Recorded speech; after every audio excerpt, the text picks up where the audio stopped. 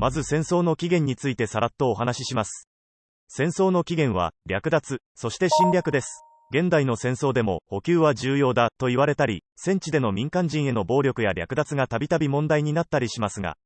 何のことはない。当初はむしろ物資や食料、土地、そして労働力や女性の調達こそ戦争の目的それ自体だったわけです。しかしこれらの手法は、奪う側にとっても奪われる側にとっても、不確実性とリスクの高いイベントでした。そのため、略奪や侵略は徐々に、租税や年貢、徴工や交易、婚姻、植民、奴隷等の制度へと、やや平和化していき、支配者と被支配者によって構成される国家が形成されます。ただし略奪や侵略も選択肢として現代まで残り続けています。これらの手段をどう使い分けるかによって、広大な帝国から小規模な都市国家まで、様々なバラエティの国家が古今東西で盛衰してきました。国家にはほぼ例外なく、安全保障の役割が期待されるようになり、それまでの経済的矛盾解決という目的とは異なる動機に基づく戦争が正規するようになります。オリジナルの略奪や侵略を経済的戦争、遅れて登場した安全保障目的の戦争を政治的戦争と分類しておくと分かりやすいでしょう。で、組織化された集団間の暴力としての戦争の起源ですが、それが正確にいつ、どこで始まった、なんてのはもちろん分かりません。数千年前には世界各地で戦争が発生していた証拠が出ています。戦術の誕生がいつなのかを問うこともまた同様に愚かなことで、おそらく集団による狩猟技術からの発展であるため、戦争の始まりと戦術の始まりは同時と考えてよいでしょう。やがて、軍事的な優位性を獲得し、広大な領土を支配する帝国が登場し始めます。古代の帝国は概して大河沿いの大平原を中心に発展しました。それらの優位性は、まず青銅槌で鉄といった武器製造技術。そしてチャリオットや騎兵、槍兵、弓兵、投石兵などの複合的な運用にあり、包囲をメインとした戦術もかなり発展していました。が、戦闘の記録もいくつか残ってはいるものの、個別の戦術を論じるには十分とは言えず、また要塞構築術が発達していたため甲状戦がメインとなっていたようです。次で扱う、都市国家の発達したギリシャは、戦争技術という面では遅れていた地域です。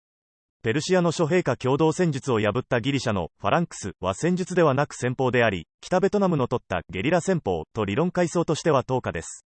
ギリシャ世界は、紀元前1000年前後の数百年間にわたる暗黒時代と呼ばれる歴史の断絶後、戦争は儀式化し、奴隷を従える上級市民が勇猛さと威信を発揮する場となっていました。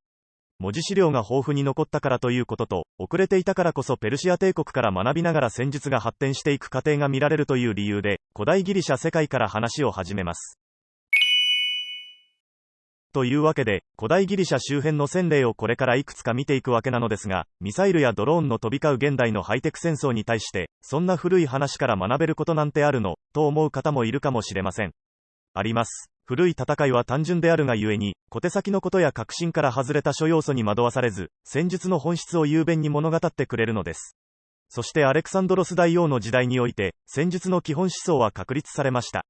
まずは、当時のギリシャにおける基本的な戦争方法に関する情報をインプットしておきましょう。ペルシアとの開交以前はほとんど、その戦いは純粋に重装歩兵のみによって、かつ、地形の錯雑したギリシャにおいては限られている平野部でのみ、行われていました。重装歩兵は、右手に槍、左手に盾を持ち、頭部、胴体、下体を甲冑で防護していました。盾はそれを持つ兵士の左半身とその左隣の兵士の右半身を守ったため、右翼が弱点となる特性があります。このため、右側により強い兵士を配置するのが基本でした。この重装歩兵を砲形に密集させたものが、ファランクス、です。通常、8列から16列程度の厚みでした。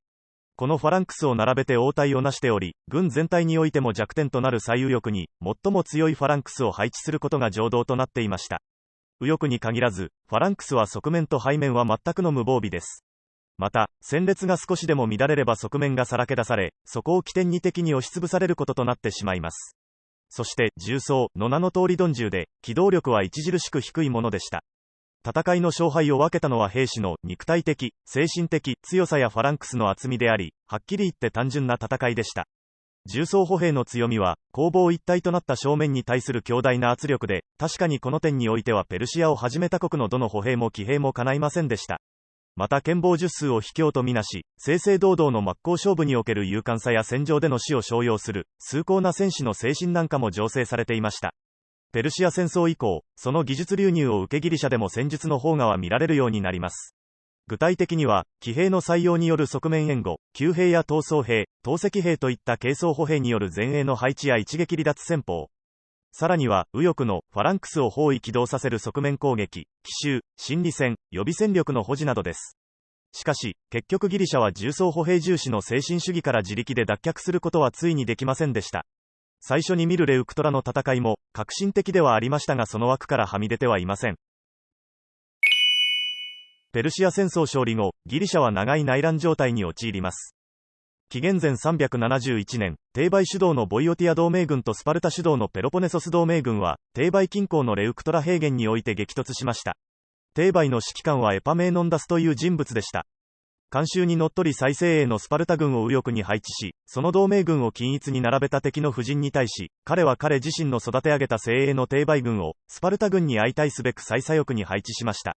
しかもそのファランクスは50列もの厚みを持たせたものだったといいます。ただでさえ数で劣る上に不均一に配置したので、中央や右翼は非常に脆くなっていました。また両軍の騎兵隊は、テーバイとスパルタが睨み合った側の片翼で、双方とも歩兵の前面に展開しました。戦いが始まると、スパルタ側の騎兵隊がまず撹乱攻撃を仕掛け、その暇に重装歩兵を包囲機動させ、お得意の側面攻撃を試みようとしました。しかしテーバイ軍騎兵隊は数で劣りながらも連土でスパルタ騎兵を圧倒しており、すぐさま撃退してしまいます。敗走したスパルタ騎兵は移動中の自軍ファランクス側面に突っ込んでしまい混乱を生みます。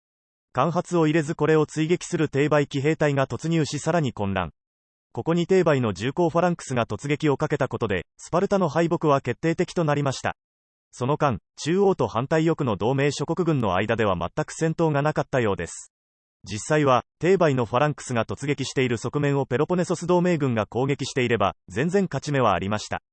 一説では、ボイオティア同盟軍が左翼テーバイ軍を先頭とした車線形になるよう前進することで、接触しない距離を持ちながら牽制したから動けなかった、とも言われますが、そこまで高度な軌道ができたかは疑問です。第一、このように戦列を揃えない陣形は、すでに述べた通り側面を随所にさらすことになり危険です。テーバイ軍ファランクスの突撃は機を捉えた一瞬の出来事であり、たとえ事前に打ち合わせがあったとしても、戦意も連度も低い寄せ集めの他ポリス軍にこんなゲートができたとは考えにくいです。スパルタの敗北を見て、包囲殲滅を恐れたペロポネソス同盟軍は戦場を離脱し、ボイオティア同盟軍が勝利しましたが、スパルタ軍は山を乱して改装するといったことはなく、半数を失いながらも自軍の陣地へ整然と引き上げました。これは素直に驚嘆すべきことです。ところで、エパメーノンダスの戦術を、スパルタ軍という対象首を取ることを目標としてたもの、と捉えてしまうのは、理論的評価としては落第点です。事実、約10年後のマンティネーアの戦いでは、レウクトラの時とは反対にテーバイ側が数的に優勢であり、かつ今度はスパルタ軍は中央に布陣していたにもかかわらず、エパメーノンダスは全く同様の戦術を用いました。そしてスパルタ軍は突撃中のテーバイ軍の側面を突くという戦術上の正解を選択し大打撃を与えます。しかし、右翼が崩れたことでスパルタ以外は全軍が改装し、スパルタだけ最後まで踏みとどまって殲滅されました。エパメーノンダスの戦術はこの包囲、殲滅という形を目指したものだったはずです。もう一つ重要なのはこの時点ではまだ重装歩兵が主、騎兵は10であったという点です。これを逆転させたのがマケドニアのフィリッポス2世でした。